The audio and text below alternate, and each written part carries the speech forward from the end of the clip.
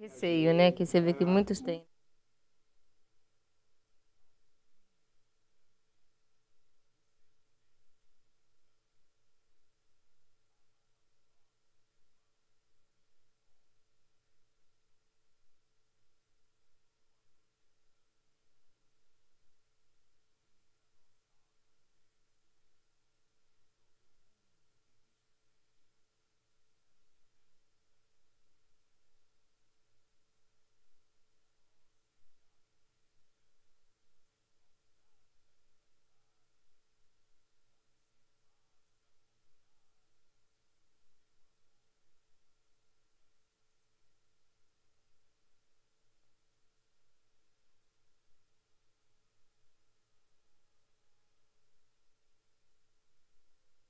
Mais uma pergunta aqui para.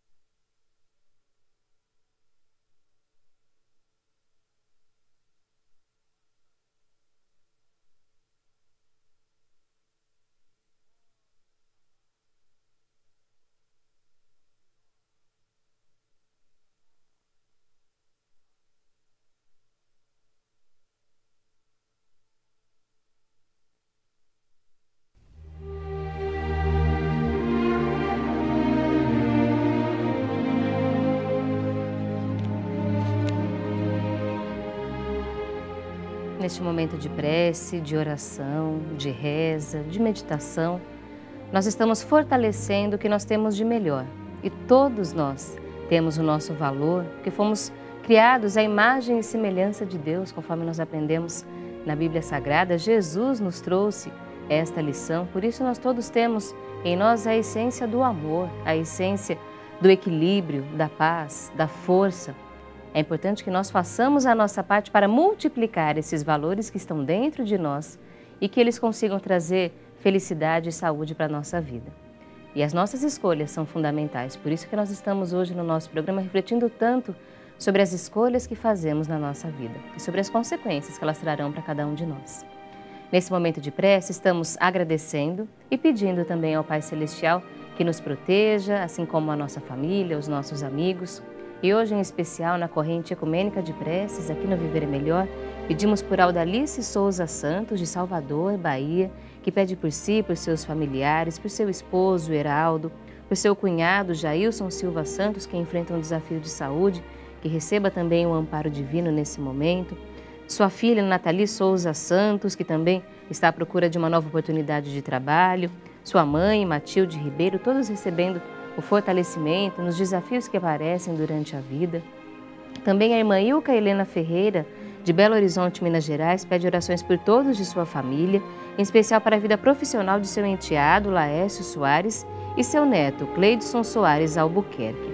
Ela pede ainda por Décio de Oliveira, Mateus Ferreira, Cláudia de Fátima Ferreira, Laudiene Soares, Claudiene Soares, Laércio Soares, Joyce Cristina Albuquerque, Thalisson Albuquerque, Cleidson Albuquerque, João Vitor Silva, Eduardo Fernandes Ferreira e Pedro Rangel e Heitor Rangel. Pedimos também por todos que estão nos acompanhando em Canoas, no Rio Grande do Sul, assim como pela família da irmã Maria Helena Charão, que nos acompanha e pede por sua saúde material e espiritual e por toda a família. Todos recebem agora esta força que vem para a nossa alma e que se multiplica no nosso dia a dia, pelas nossas escolhas, pelas nossas palavras, pelos nossos sentimentos. Assim como você que nos assiste, recebe também em seu coração esta vibração, esta energia de renovação que nos ajuda a fazer as escolhas mais saudáveis. E convidamos você agora também a, junto conosco, beber da água fluidificada. Essa é uma tradição que o irmão Alziro Zarur, saudoso fundador da Legião da Boa Vontade, já traz desde a década de 1940. Ele convidava os ouvintes que o acompanhavam pelo rádio para que durante a oração colocassem um copo com água perto do rádio e suplicassem a Deus, a Jesus, o educador celeste, que depositasse nessa água os fluidos, as vibrações, a energia para promover a nossa saúde da alma. A água é fundamental para o nosso organismo físico, precisamos dela todos os dias e para a nossa alma também é esse instrumento de renovação. Nós vamos então agora juntos beber da água fluidificada, mentalizando o equilíbrio completo que estamos trazendo para a nossa vida.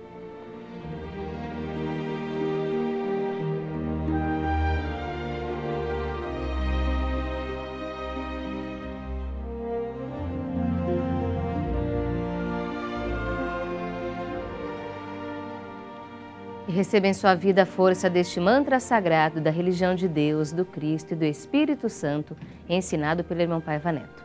Quem confia em Jesus não perde o seu tempo, porque Ele é o grande amigo que não abandona amigo no meio do caminho. E é por isso que nós devemos ficar tranquilos, porque se continuarmos fazendo a nossa parte, estaremos sempre amparados por Deus, porque Ele nunca sai do nosso lado.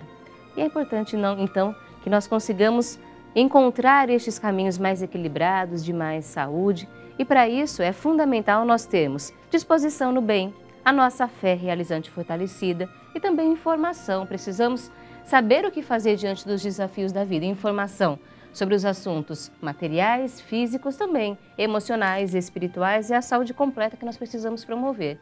E é por isso que aqui no programa nós estamos também sempre em busca dessas orientações, profissionais, estudiosos, que estão sempre dedicados a ajudar as pessoas a resolverem os seus problemas, especialmente na área da saúde, que é o nosso assunto diário aqui no Viver Melhor. E hoje nós falamos sobre um tema bastante comum, a hérnia de disco. Nosso convidado, o Dr. Pedro, continua conosco aqui no programa. Obrigada, doutor. Dr. Pedro Pou, ortopedista, que está esclarecendo hoje para a gente quais são os principais fatores relacionados à hérnia de disco. A gente tem aqui algumas perguntas ainda para responder, doutor, a gente vai falando sobre elas e também já esclarecendo as questões que estão ligadas ao tratamento, porque a gente parou a conversa na parte do diagnóstico. Tá.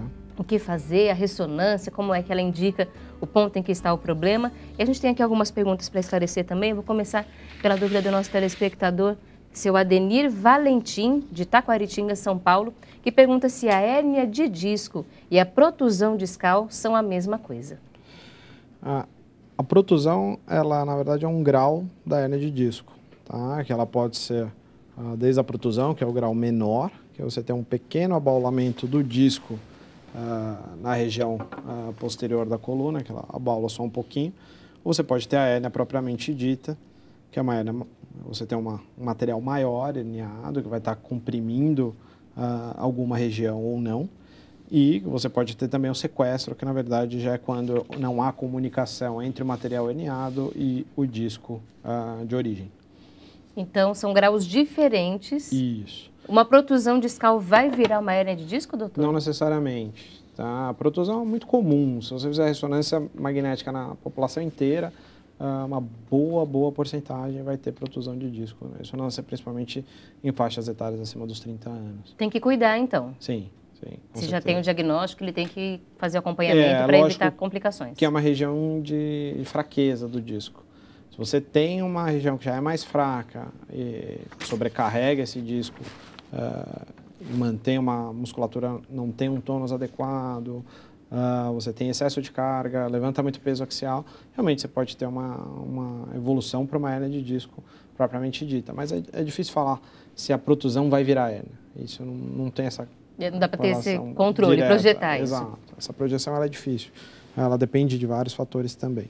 Doutor, quando o paciente chega no consultório do senhor com um exame daquele, ou depois que o senhor solicita o exame, com a conversa, a avaliação, e tem a confirmação da hérnia de disco, como é que o tratamento vai ser escolhido para esse paciente? Depende muito do exame clínico desse paciente. E há quanto tempo ele tem essa hérnia. O tipo da dor. O tipo de dor, exatamente. Se o paciente tem a dor em si, existe estudos que mostram que uma porcentagem grande dos pacientes que têm dor vão ter uma melhora dessa dor com tratamento clínico, que é o tratamento com fisioterapia, com hidroginástica, natação, pilates, em mais ou menos 6 a 8 semanas. Tá? Então, uma porcentagem considerável. Então, normalmente, o paciente que chega com um quadro de dor, sem déficit neurológico, ou seja, sem perda de força importante, você você geralmente trata conservadoramente, com fisioterapia, com diminuição de carga, com medicamento. E a partir da sexta semana, aí você vai avaliar individualmente quando vai haver a necessidade ou não de fazer um procedimento invasivo, que pode ser desde um bloqueio, que é minimamente invasivo, vai lá, injeta um anestésico perto daquela raiz, perto daquele disco, para aliviar a dor, tá? E melhorar o quadro de reabilitação, fazer uma fisioterapia melhor.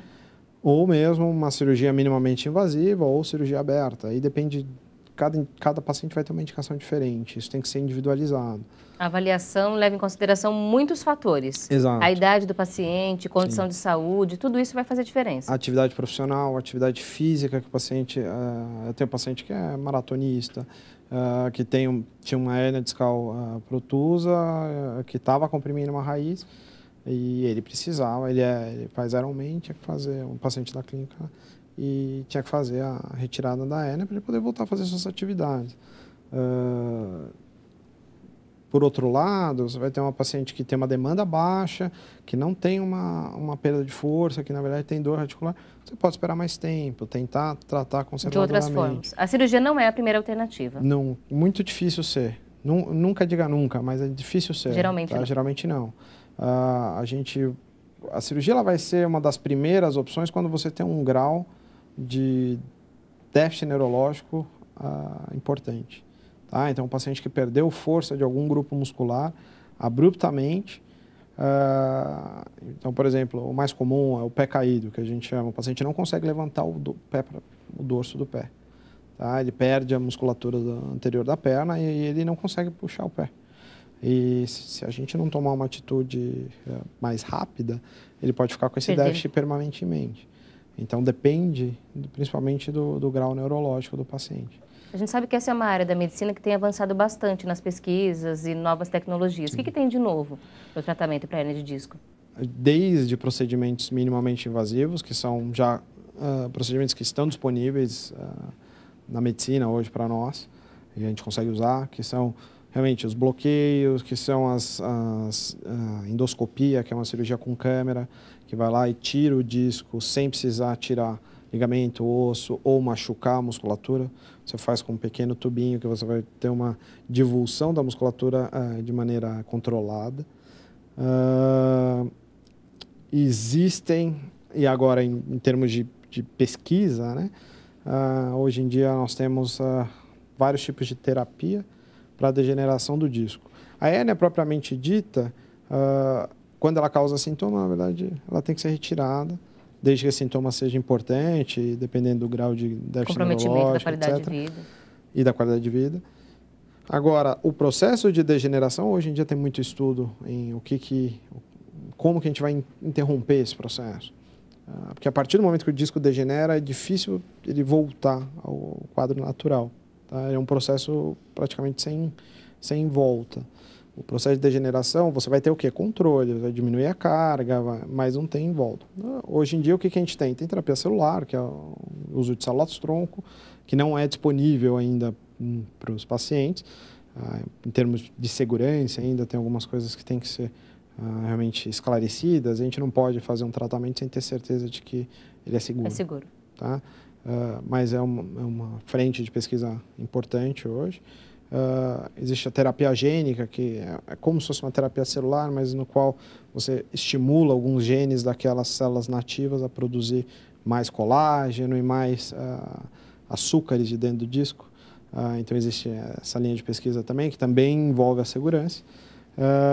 E existe na verdade, a bioengenharia, que hoje em dia produz diversos materiais com impressoras 3D que podem produzir um tecido similar ao tecido do disco, mas também ainda está bem no começo das pesquisas, a gente ainda não tem esse tipo de tratamento disponível, mas acredito que em alguns anos a gente tenha alguma coisa, novas técnicas saindo. A gente tem que ir acompanhando todo esse avanço para que nós consigamos cada vez mais cuidar melhor da saúde. Mas no próximo bloco a gente vai falar sobre aquilo que a gente não pode deixar para a responsabilidade de ninguém. Cada um de nós tem que assumir o papel de prevenção do que for possível e também no controle. Quem já tem hérnia de disco, já teve uma vez, vai ter de novo, o que tem que fazer para não sofrer com o problema de novo? A gente fala sobre isso já depois do intervalo.